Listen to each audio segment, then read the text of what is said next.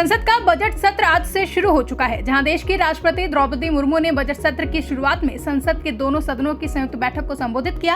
इस दौरान राष्ट्रपति द्रौपदी मुर्मू ने कहा कि अमृतकाल की शुरुआत में बने नए संसद भवन में यह मेरा पहला संबोधन है। संसद के बजट सत्र से पहले राष्ट्रपति द्रौपदी मुर्मू ने संसद के दोनों सदनों को संबोधित करते हुए मोदी सरकार के 10 साल के कामकाज का हिसाब किताब दिया। आइए सुनते हैं राष्ट्रपति द्रौपदी मुर्मू का पूरा संबोधन। पिछले 10 वर्षों में भारत ने राष्ट्रहित में ऐसे अनेक कार्यों को पूरा होते हुए देखा है जिनका इंतजार देश के लोगों को दशकों से था। राम मंदिर के निर्माण की आकांक्षा सदियों से थी, आज ये सोच हो चुका है।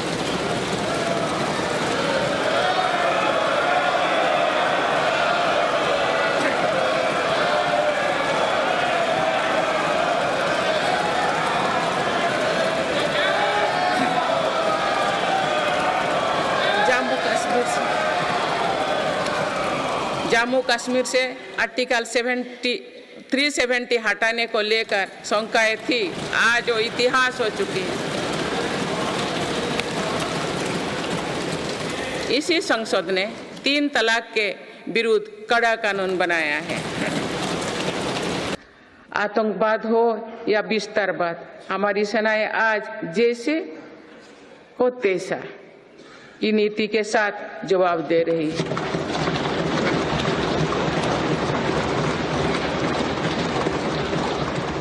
आंतरिक शांति के लिए मेरी सरकार के प्रयासों के सार्थक परिणाम हमारे सामने है। जम्मू कश्मीर में आज सुरक्षा का वातावरण है।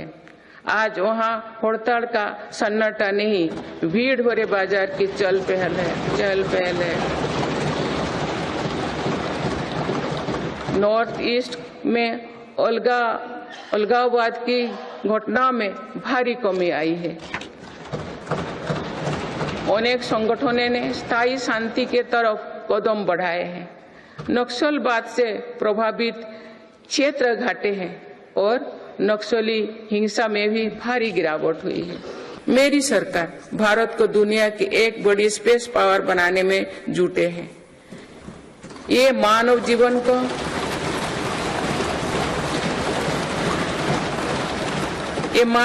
को बेहतर बनाने का एक माध्यम है। साथ ही ये स्पेस इकोनॉमी में भारत की हिस्सेदारी बढ़ाने का भी प्रयास है।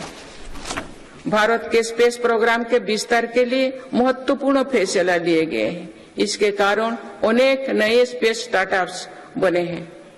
अब वो दिन दूर नहीं है जो भारत का गगनयान स्पेस में जाएगा।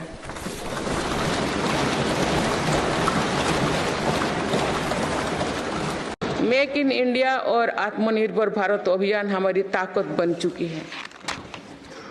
भारत आज दुनिया का दूसरा सबसे बड़ा मोबाइल फोन निर्माता है। पिछले एक दशक के दौरान मोबाइल फोन मैन्युफैक्चरिंग में 5 गुना बढ़ोतरी हुई है। कुछ साल पहले भारत खिलौना आयात करता था, आज मेड इन इंडिया खिलौने निर्यात कर रहा है।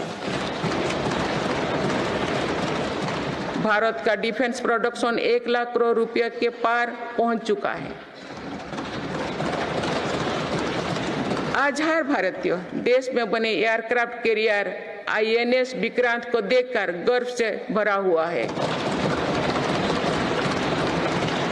लड़ाकू विमान तेजस अब हमारी वायुसेना की ताकत बन रहे हैं। C295 ट्रांसपोर्ट एयरक्राफ्ट का निर्माण भारत में होने जा रहा है। आधुनिक एयरक्राफ्ट इंजन भी भारत में बनाया जाएगा। उत्तर प्रदेश और तमिलनाडु में डिफेंस कॉरिडोर का विकास हो रहा है। मेरी सरकार ने डिफेंस सेक्टर में निजी क्षेत्रों की भागीदारी सुनिश्चित की है। स्पेस सेक्टर को भी हमारी सरकार ने युवा स्टार्टअप्स के लिए खोल दिया है।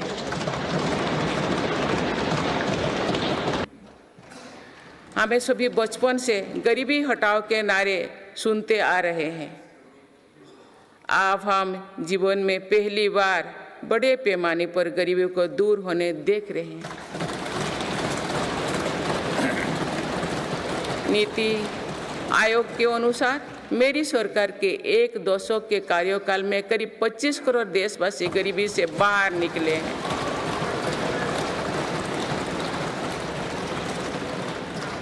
यह है प्रत्येक गरीब में नया विश्वास जगाने वाली बात है। जो 25 करोड़ लोगों की गरीबी दूर हो सकती है तो उसकी भी गरीबी दूर हो सकती है। आज अर्थव्यवस्था के विभिन्न आयामों को देखें तो ये विश्वास बढ़ता है कि भारत सही दिशा में तथा सही निर्णय लेते हुए आगे बढ़ रही है। बीते 10 वर्षों में हमने भारत को फ्रेजाइल 5 से निकलकर टॉप 5 इकोनॉमीज में शामिल होते देखा है। माननीय सदस्यगण, बीते वर्ष में विश्व ने 2 बड़े युद्ध देखे और कोरोना जैसे वैश्विक महामारी का सामना किया। ऐसे वैश्विक संकटों के बावजूद मेरी सरकार ने देश में महंगाई को काबू में रखा, सामान्य भारतीयों का बोझ नहीं बढ़ने दिया। –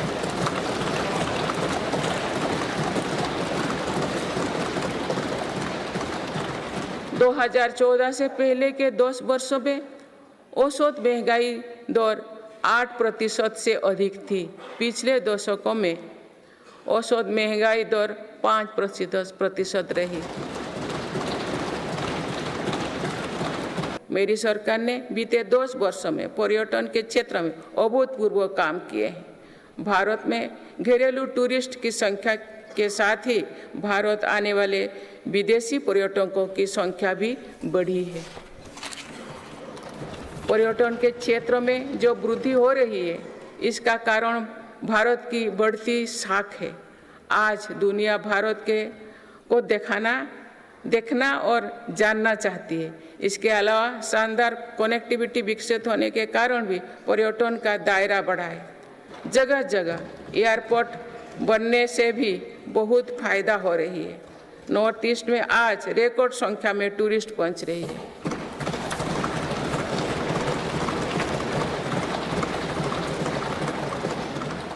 अंडमान निकोबार और लक्षद्वीप को लेकर उत्साह चरम पर है।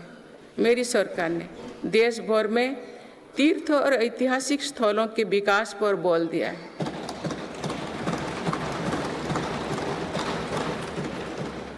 इससे अब भारत में तीर्थ यात्रा आसान हुई है। वही दुनिया भी भारत में हेरिटेज टूरिज्म को लेकर आकर्षित हो रही है। बीते 1 वर्ष में 8.5 करोड़ लोग काशी गए हैं।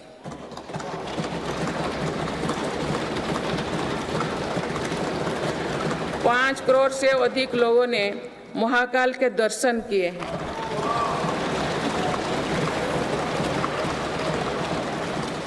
– 19 लाख से अधिक लोगों ने केदार धाम की यात्रा की है।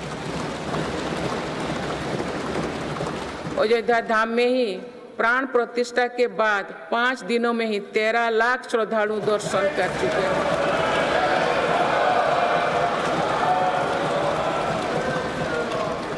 पूर्व पश्चिम उत्तर दक्षिण भारत के हर हिस्से में तीर्थ स्थलों पर सुविधाओं का अभूतपूर्व विस्तार हो रहा है।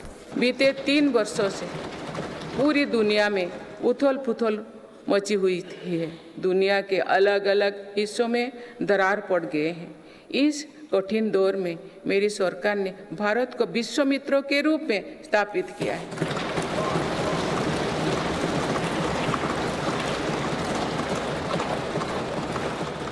विश्व मित्रों की भूमिका के कारण ही आज हम ग्लोबल साउथ की आवाज बन पाए हैं।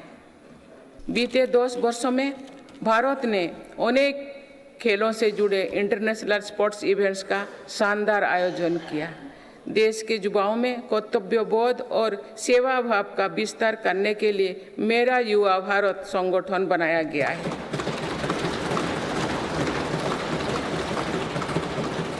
अभी तक इस संगठन से लगभग 1 करोड़ युवा जुड़ चुके हैं।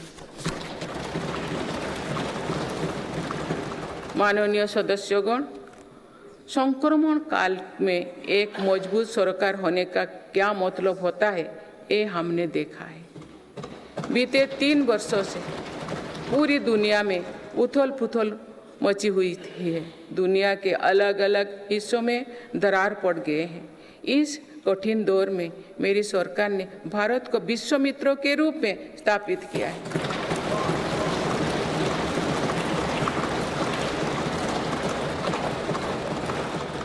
विश्व मित्रों की भूमिका के कारण ही आज हम ग्लोबल साउथ की आवाज बन पाए हैं। बीते 10 वर्षों में एक और पुरानी सोच को बदला गया है। पहले डिप्लोमेसी से जुड़े कार्यक्रम को दिल्ली के गलियारे तक ही सीमित रखा जाता था। मेरी सरकार ने इसमें भी जनता की सीधी भागीदारी सुनिश्चित की है। इसका एक बेहतरीन उदाहरण भारत द्वारा G20 अध्यक्षता के दौरान देखा गया है।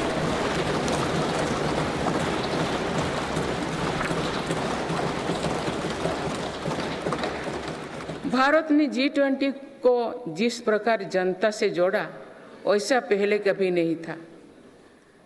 देश भर में हुए कार्यक्रम के जरिए भारत के वास्तविक सामर्थ्य से दुनिया का परिचय हुआ। जम्मू कश्मीर और नॉर्थ ईस्ट में पहली बार इतने बड़े अंतर्राष्ट्रीय कार्यक्रम हुए।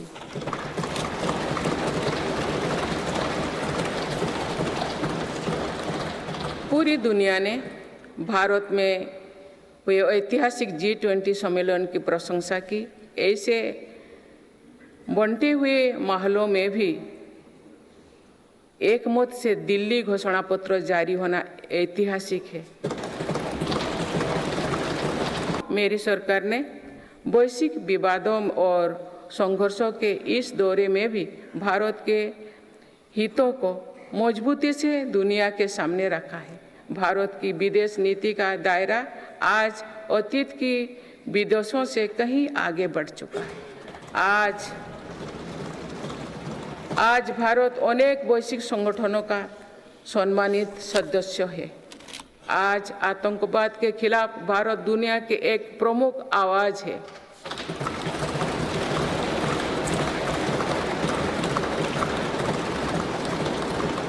भारत आज संकट में फंसी मानवता की मदद के लिए मजबूती से पहल करता है। दुनिया में कहीं भी संकट आने पर भारत वहां तेजी से पहुंचने का प्रयास करता है। मेरी सरकार ने दुनिया भर के काम कर रहे भारतीयों में नया भरोसा जगाया है। ऑपरेशनल गंगा, ऑपरेशनल कावेरी और वंदे भारत जैसे अभियान चलाकर जहां जहां संकट आया वहां से हर भारतीयों को हम तेजी से सुरक्षित वापस लेकर आए।